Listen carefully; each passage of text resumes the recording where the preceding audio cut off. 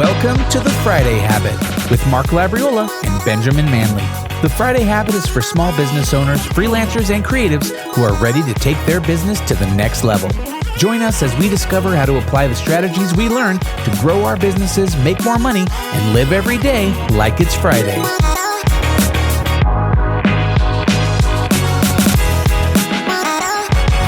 Hey. Welcome. Hey, Mark. How's it going? Really good. How are you doing? Well, thank you for asking. I'm also doing well. All right. Well, hey, I'm excited for our guest today. So today we have an interview with somebody that you know, and her name is Amy Hardison White, and she has been in the startup world since before the bubble. And all you iGens maybe not know what that means, but she has a background in copywriting and content marketing, and her focus today is helping accounting startups and payment providers acquire new users with targeted content strategy. Amy, welcome to The Friday Habit. Welcome. Thank you. Thanks so much for having me. Yeah, we're excited to have you. Amy. I have my Hawaiian shirt on for Friday. I like that. Nice. Yeah, I was going to say, that's a bright shirt. I've got my Friday, live every day like it's Friday shirt on. Yeah. Oh, nice. Hey, yeah, we need to add those to the store on the website so you guys can get some live every day like it's Friday t-shirts. That's right. Yeah, totally. Well, hey, I got an icebreaker question for you. Would you guys rather go camping or go on a cruise? Oh, definitely a cruise. I'm not a camping person. Okay. Are you a cruise person? I've never been on a cruise. No, but I don't want to go camping. It's like, I'm just mostly avoiding my worst fear, which is being outside with no walls around me. Glamping is fine. I have done that. Okay, got it. Yeah. What's your definition? What do you imagine camping being versus glamping? Doing all the stuff myself. Okay. Like putting up the tent. Yeah, and cooking the food. And we went on a safari in Africa where it's all glamping. Okay. Yes. So someone does all this stuff for you. Yeah. Yeah. There's a bed in your tent. Sometimes there's a shower in your tent. Wow. Yes. Like it's amazing. Do you mind if I ask what country? That was in Tanzania. Okay, awesome. I went to Kenya one time and did something similar, and it was amazing. Oh, cool. Like all the food prepped for you. The funny thing is, I don't know if this is like this with you, but they're like, oh yeah, by the way, there's hippos in the river nearby, so there's going to be 24-hour guards around, and if you need to go to the bathroom, you need to call a guard with a walkie-talkie, and they will escort you with a spear to the bathroom in the middle of the night, so the hippos don't kill you. We had a thing with let's see, it wasn't exactly that, but you couldn't leave the tent at night. So if you needed to leave or you had an emergency, you had a whistle. Okay. You blew the whistle because you can hear all these animals and you don't know how close to you they are. They could be 5 miles away. They could be right next to you, you know? There's like cheetahs wandering around. Technically, it's probably just some guys out there rustling around some bags and clothes to make it seem more authentic, you know? There's like no wildlife anywhere. Just like, no. But no, that's awesome. I kind of get what you're saying. So glamping's okay. Camping, not so much. I go camping all the time. So I love camping, and I don't even know what a cruise is like. I've never been on a cruise. It sounds kind of awesome, but I'm also like, you're like trapped on a boat. Yeah. It's like a floating hotel, and it seems like you're kind of trapped with like a ton of people. And now, especially with COVID, I'm like a little more aware now of like being like in a place with like trapped with that many people. And I know people sometimes get sick on cruises. Or you're just on a giant floating septic tank. You know, it's like, oh, there's one way. It's just like, okay, there's like 3,000 people and everything is just, you know, in the bottom of that ship. Yeah. I don't know, man. I love camping. But I have also never been on a cruise, so I'm judging. I'm sure we're going to get a lot of like messages from cruise people who are like, how dare you hate on the cruise industry? It's amazing. So, well, hey. Yeah, I guess don't knock it till you try it. So that's maybe right. I should try it first. Yeah. Hey, maybe we could have the next Friday Habit, meet up on a cruise. There you go. Or I mean, maybe we could combine them. Yeah, it's more fun if there's like a group thing that you're doing with it. I did a swing dance cruise once, that's and it was cool. like there were 500 of the 2,000 people on the cruise were with the group. Wow. And there were like 50 instructors and there were all kinds of parties. So it was like a cruise plus these people that you already know. Okay, that sounds kind of fun. And then as long as you don't think that you're like could Titanic and all be lost. Like, I guess if you just pretend like you're just at a hotel and everything's normal, then you don't have any problems. That does sound fun. I just want to combine camping and cruising. I don't know what that would be. Maybe that's camping on an island, or maybe that's camping on a floating. I don't know what that would be.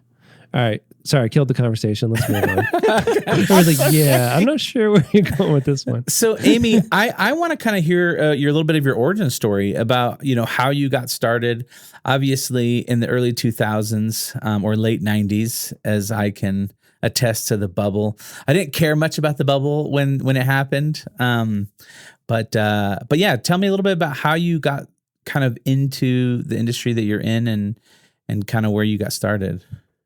Sure. It's kind of a long roundabout story. Okay, I like long roundabout stories, and we have no time limit for this show, so take us on a journey. So, yeah, I was definitely in the bubble. So I graduated from college in the late 90s, and, if you were working then, like, it was really easy to get a job then. And my first job was with a startup that was one of the first SaaS platforms, like when there was no word for SaaS. And I think I was like the 6th employee or something like that. And so the company did consulting for really large institutional investors, and they would go out and find targets for investing. Like if you were the investor relations office at a public company, you would be looking for people to invest in your company and it would depend on your industry and where you were located. And so they did that as a consulting service.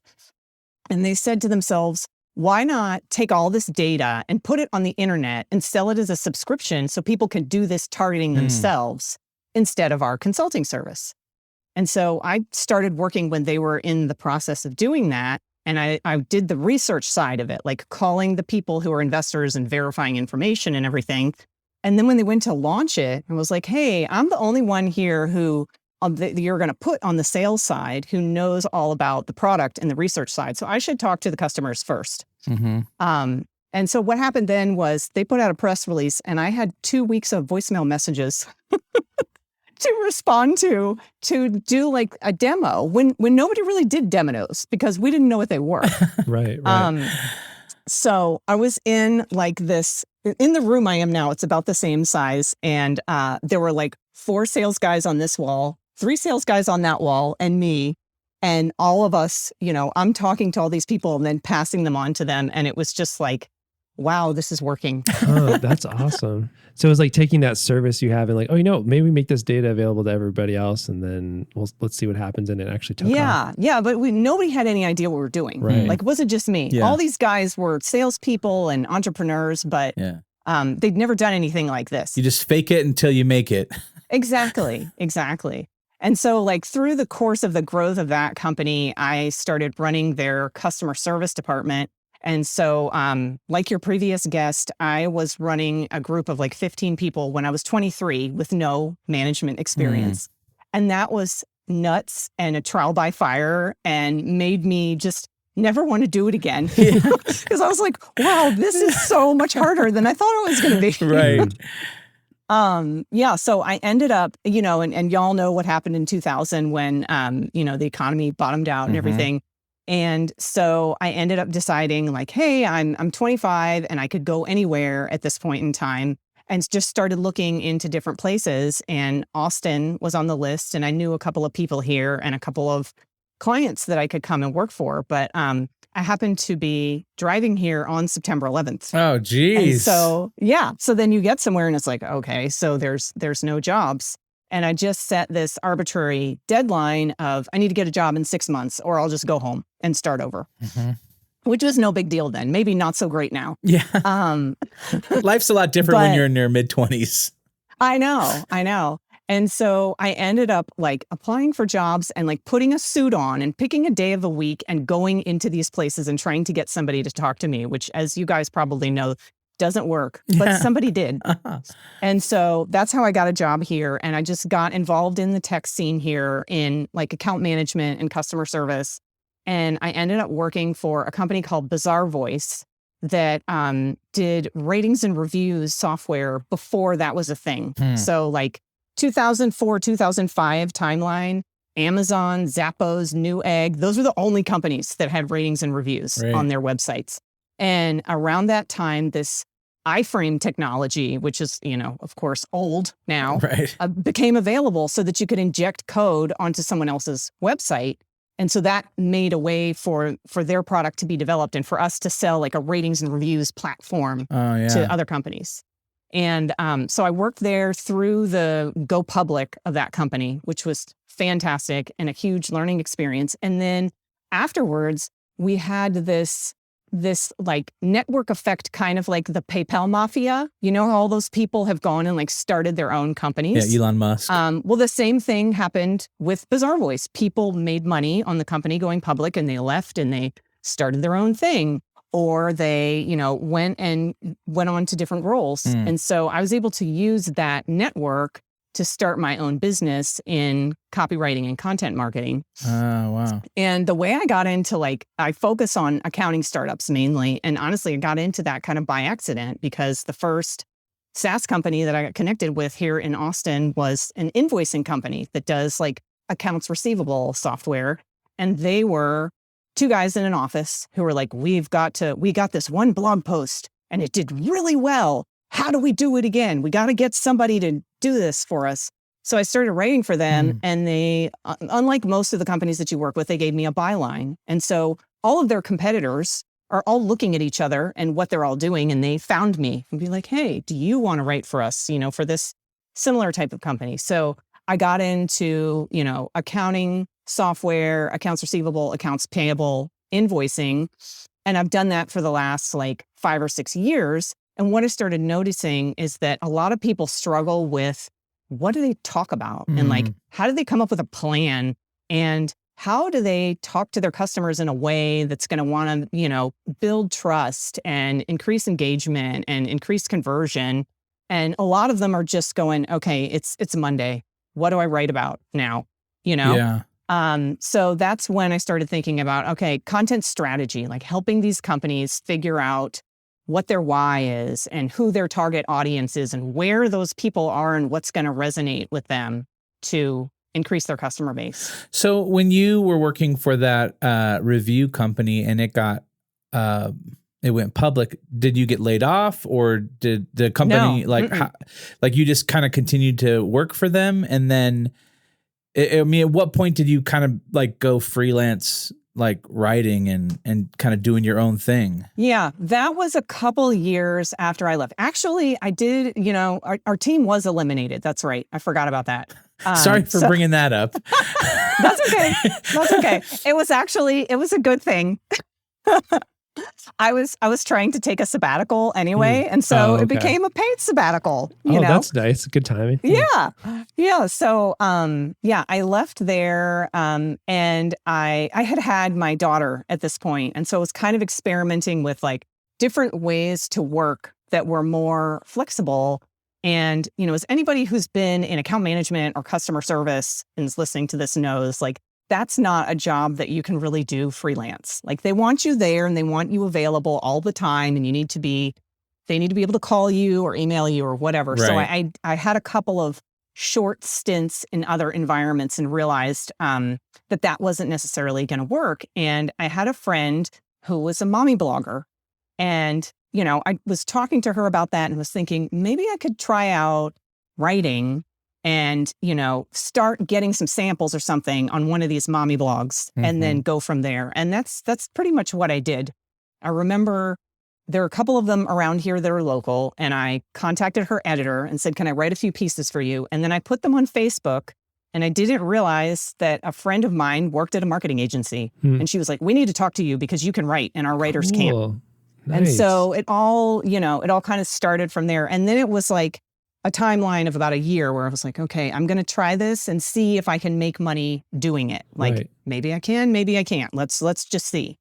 At that point, what kind of different writing were you doing? Was it just kind of everything? You're like, I'll take on any type of freelance writing job? Or yeah, at the beginning, I think that's what everybody does. Yes, 100%. You just go in and you're like, somebody hire me. Yes, and you're just trying to test and see what you're even good at, and you're trying to see what's out there, learn as much as possible. I totally get that. Yeah, I'm just talking with actually a client I worked with over 10 years ago. they came back to me to do a website and talked to them yesterday. And my first project with them was doing interior design for a stage at their church. And it was just like the most random thing. Like, I just did that back then at Knapsack because I was like, all right, we're going to do some design stuff. So I'll help you pick out your carpet and order it for you, I guess. And now it's like we're hyper focused on just building Squarespace websites in a day. It's like totally different, but it's just funny when you first start, you're just like, you know what? I need to learn a lot and I want to offer value. So you just kind of take on what you can. So you were doing mommy blog stuff. You were doing writing for this other friend that was a marketing agency. And this marketing agency was like, the marketing agency's main client was like a big home and commercial services here in Austin. Gotcha. And so I did a lot of writing about like bed bugs and taking care of your pool and like all kinds of things that, you need to manage around the house. And then I started, when you have one of those thoughts where you're like, why didn't I think of this before? I went to some event at an incubator here in Austin and I was like, oh my God, I could just write for SaaS companies. Like my whole background is SaaS. Why am I not talking to SaaS companies? Yeah, right. So that's kind of how that started, was like, this is my background. And then you realize that SaaS is everything. There's SaaS in every industry. And so even with that, it was like, there was a period of like 6 months or a year where I would take on customers and I'd be like, oh my God, I am learning an entire new lexicon and jargon and everything with each customer. So it needs to be something within SaaS. And that's how the accounting focus came to be. Cool. So it's like financial tech. I think it's you specifically focus on financial tech companies now, right? Is that correct? Or is it more but even like fintech is too big. It's too big. You're like, no, more specific. So many things. Interesting. And I think a lot of people who are experts in fintech or, pay a lot of attention to it, I don't know that they even consider accounting tech to be fintech. Interesting. Fintech is like payments and open banking and crypto and NFTs and all of these like new type of instruments or new ways of engaging in technology using finance. Okay. But I think accounting is mostly based on older models like SaaS or subscription software. I've heard of one company recently that's their software is based on helping people do accounting for crypto. So that might sort of bridge the gap, but I think it's kind of its own thing. Got it. So what's an example of like a type of company you might work with now and the types of things you help them solve, or the types of problems they might have and like what you do to help them? Yeah, I think it depends on like what stage they're at. That really has a lot to do with it.